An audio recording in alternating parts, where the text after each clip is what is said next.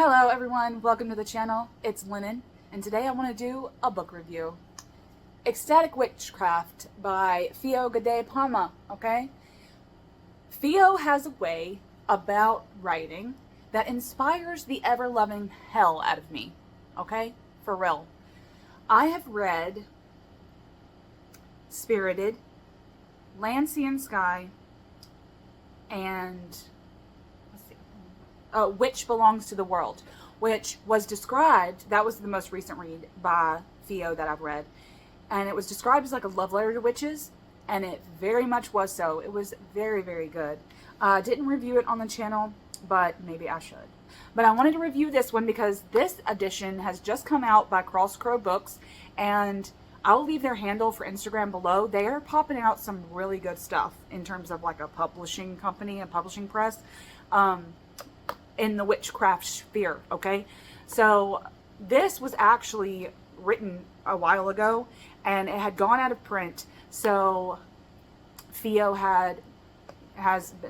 it's come back to print through Crow Books, and I'm so excited to share it with everyone since it's pretty much a new release. But anyway, so I wanted to go over, I'm going to read a little bit of the preface that is just so beautiful. Fio has such a way with words. Every time I read a book by them, I want to get out and I want to go to my witchy space. I want to get some witchy stuff out. I don't go out in nature and dance, and I want to be witchy.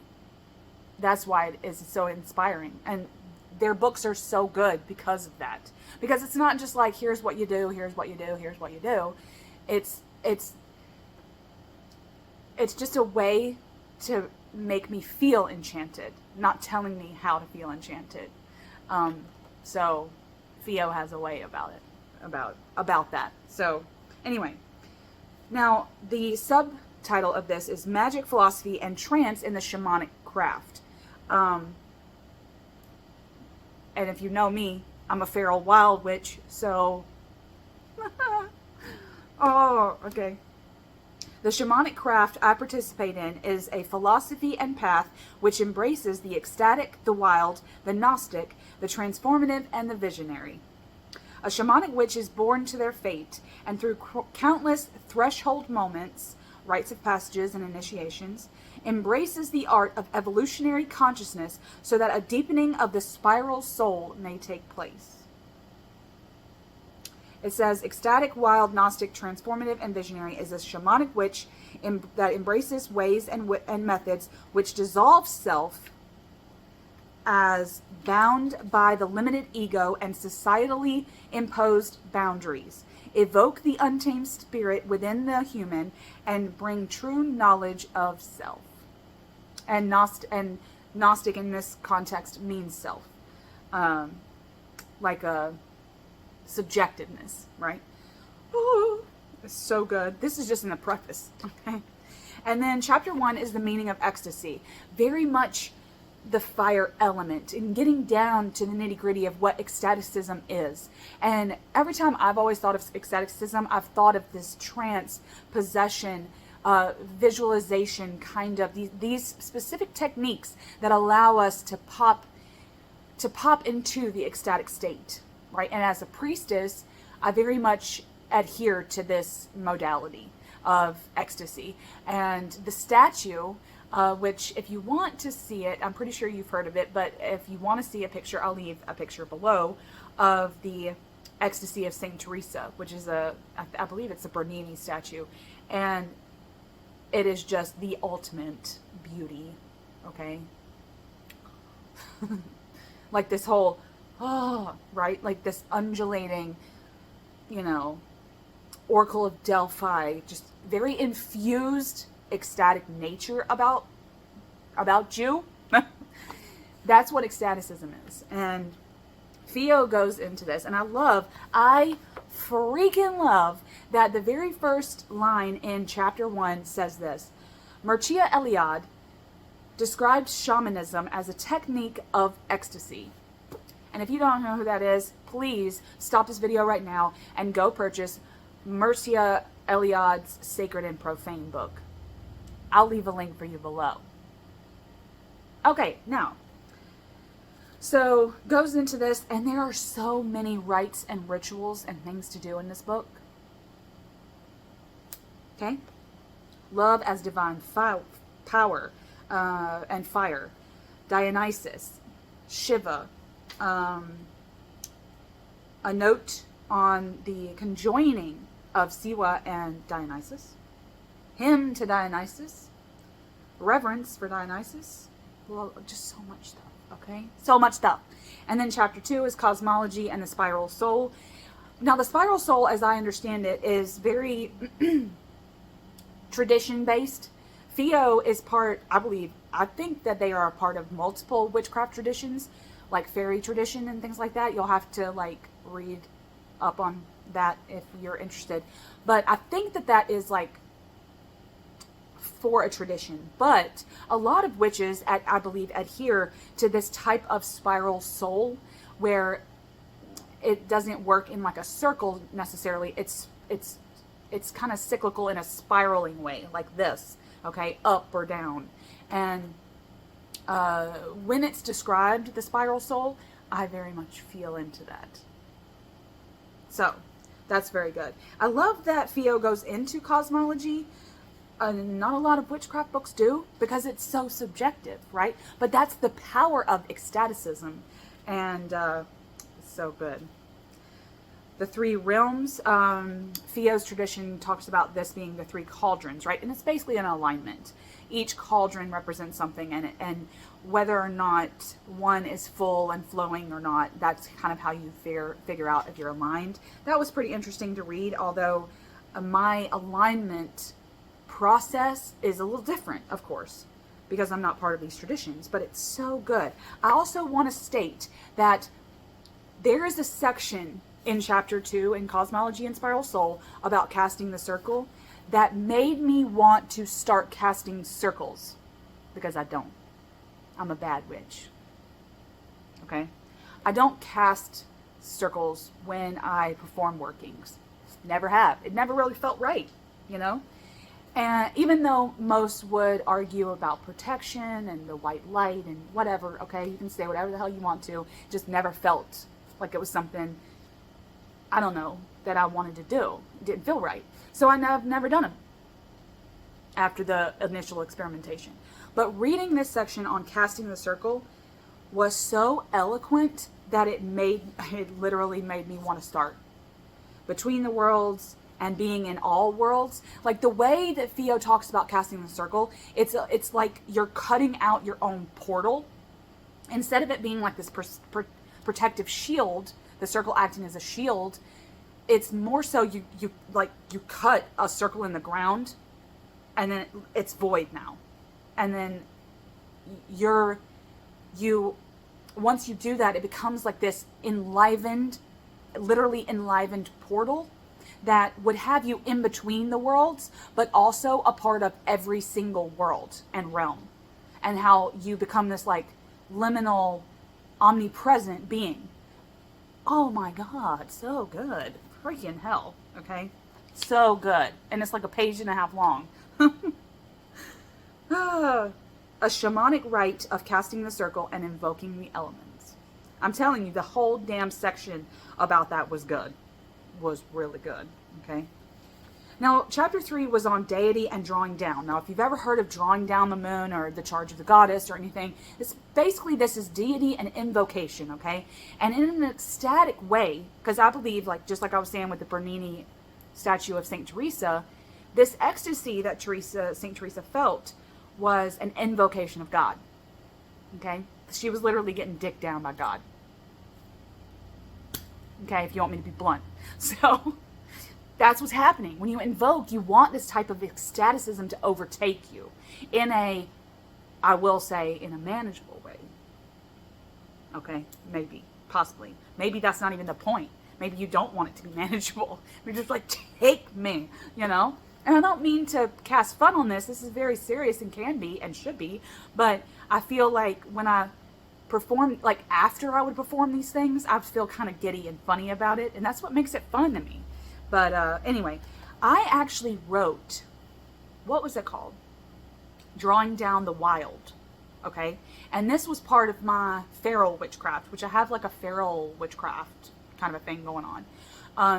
And like, you know how sometimes they tell you to be ritually pure, take a bath before, where if you can't go sky clad, then wear as minimal of clothes as possible, right? You just like ritually clean, okay?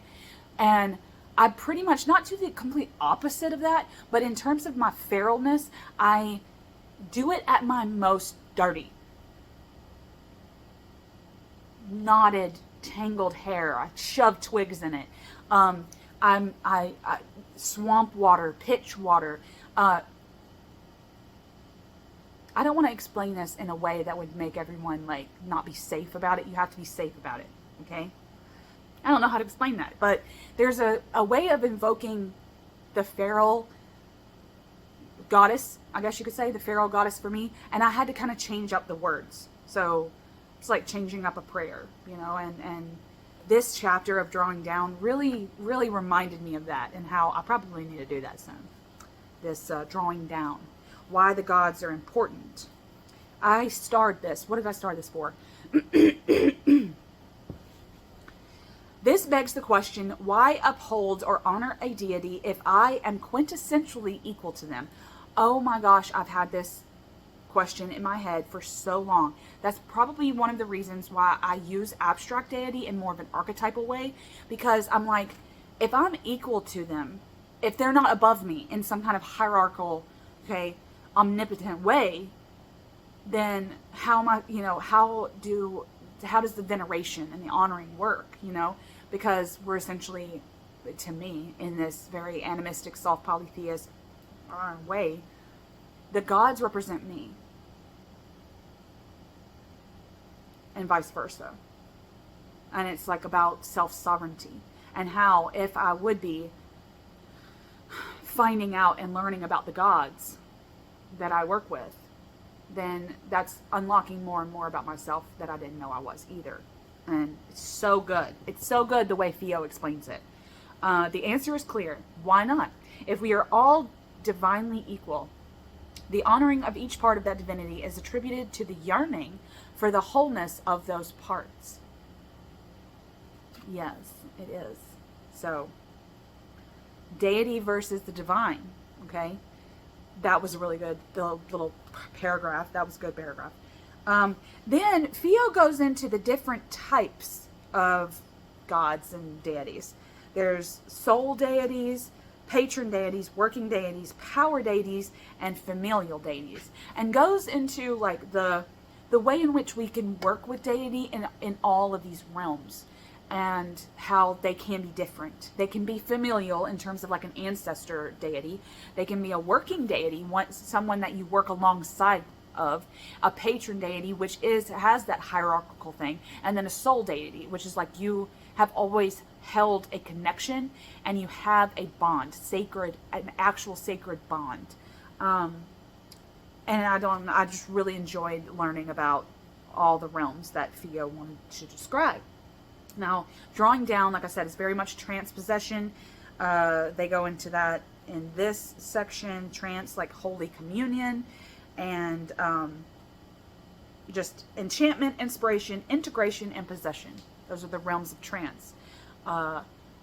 Very informative, to be honest with you. I really enjoyed that. Chapter 4 is on spirit allies. This is a pretty interesting chapter because it talks about allyship with the spirit world and sharing power and the dead and all that. And it just really was good. And how there's so many familiars and servitors. There's so many spirits that we have at our disposal. I don't even want to say it like that. Forgive me. But anyway, and then chapter 5 was moving between the worlds. I am trying to tell y'all that this is so much more than ecstaticism for me.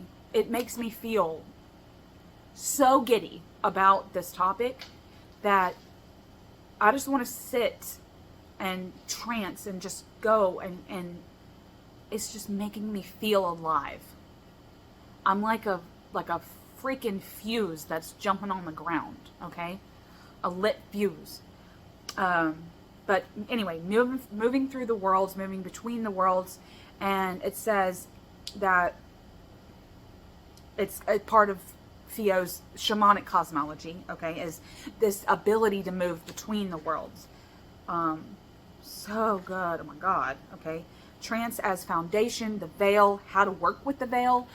This was informative too, because again, this is rooted in some of the traditions that Fio is a part of. But for me, I've heard, I recognize, and I even utilize a lot of these, I would say, rites. But it's just it's just said different. I just say it in a different way. So that's good. The veil's ripple. Isn't that the most beautiful section that there ever could be? You know, okay, this is important too.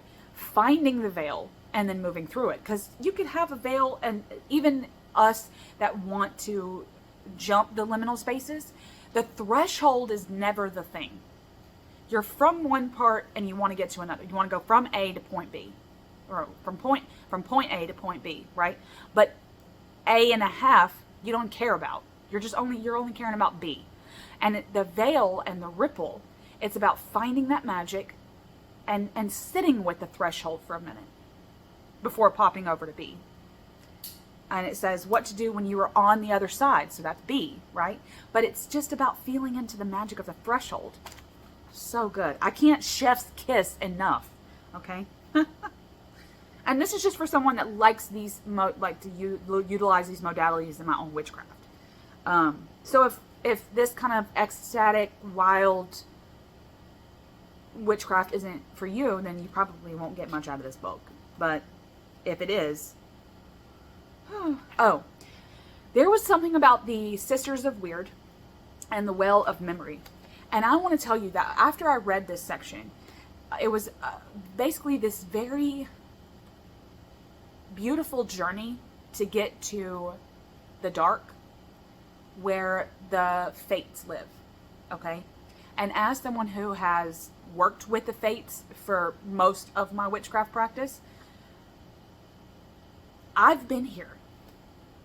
I didn't know it was the well of memory or the cauldron of time, but I've been here. And I cried a little when I read it because I was like, I've been to this place. And it was just almost like this weird shared personal gnosis that I got from this, that I love, you know. You just kind of feel vindicated, you know. Anyway, next is Ecstatic Spellcraft. This is about forming spells around the ecstatic nature. Which again, if you're intuitively drawn to that, you might already utilize some of the paradigms. But it was really good to hear Fio talk about it, or well, read the words about it. Spellcraft as empowerment and liberation. Oh, okay. Spellcraft, listen to this. Spellcraft is acknowledging, accepting, and affirming the sacred principle or charge of the witches. Magic.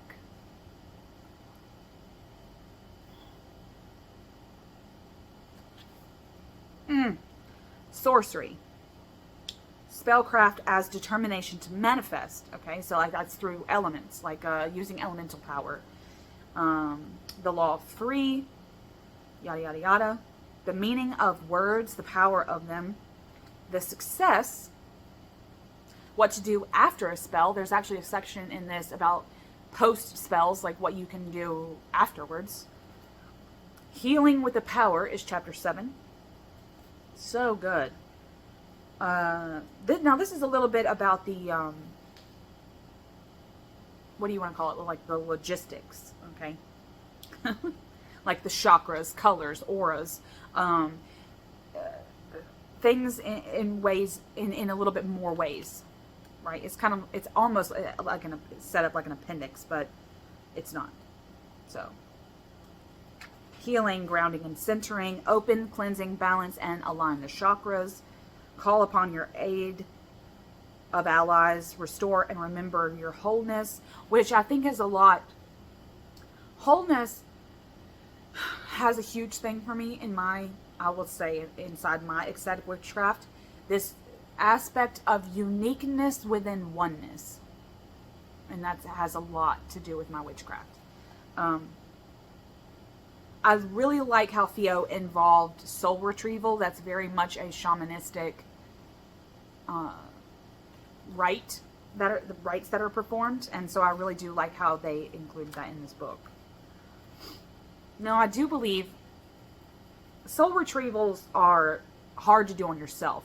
To me, I've always found, and it's easier if you can. I've never had it done to me, but I believe that a shaman who has like an outside kind of a practitioner, I believe that they're usually done in those kinds of settings. But Fio actually talks about self soul retrieval, and I thought that was pretty interesting. I don't know if I would do it myself, but still, I like that it's in this book. Oracle, seership, and divination. Okay, you know I like this section. Okay, you know I did. Seeking the vision. Now this is psychic. Divination in more of a psychic way, in a trance possession, psychic way. So that's good. And then the conclusion is on the mythic life itself and the soul story, like almost like self mythology. And I love reading about self mythology. I just love it so much. So the conclusion was really good. And they even have the quote from The Charge of the Goddess by Doreen Valente that says, "I am that which is attained at the end of desire." I am that which. God. So, now there's some appendixes, terminologies and things like that, even referencing Fio's other book, Land, Sea, and Sky, which is about the three realms, and a little bit more on trance possession in the appendixes in the back. Now, I bursted out in tears because y'all know, if y'all been following me for a while, that Medea is one of my beings. Actually, I've pretty much deified her at this point. And I worship, and I have a relationship with her. And I love her. She is my sorceress. Anyway, I love her to death. And it was an incredible surprise. And it felt kind of like a love letter to me. At the very, very end of this book, there is an appendix that says Medean sorcery. And I literally read it with it was like a message from her. And I could not believe that she was included in this Ecstatic Witchcraft. Because as someone that actively works with her, it was incredibly fulfilling to see it presented. And I love this so much. This aspect of fate and opening lines of communication with her. Even going into a little bit of some rite, like an opening rite that you can use to utilize her sorcery. And then, of course, there's a bibliography in the back that names some names. Okay, so very, very good. The setup is really well done. Very good, like paper. It's highlightable, whatever you want me to say, but it's really, really good. And I hope that if anyone is interested in the philosophy of witchcraft, possession, trance, ecstatic nature, wild nature, feral witchcraft that has you rooted in the primal, pick up this book. But also check out some more of Fio's works below, because they have such a way of talking about the craft that will just make you want to get out of the armchair and do the thing and find the ecstasy in your craft. So, all right. I hope everyone is having a magical day, and I hope to see everyone again soon. Much love.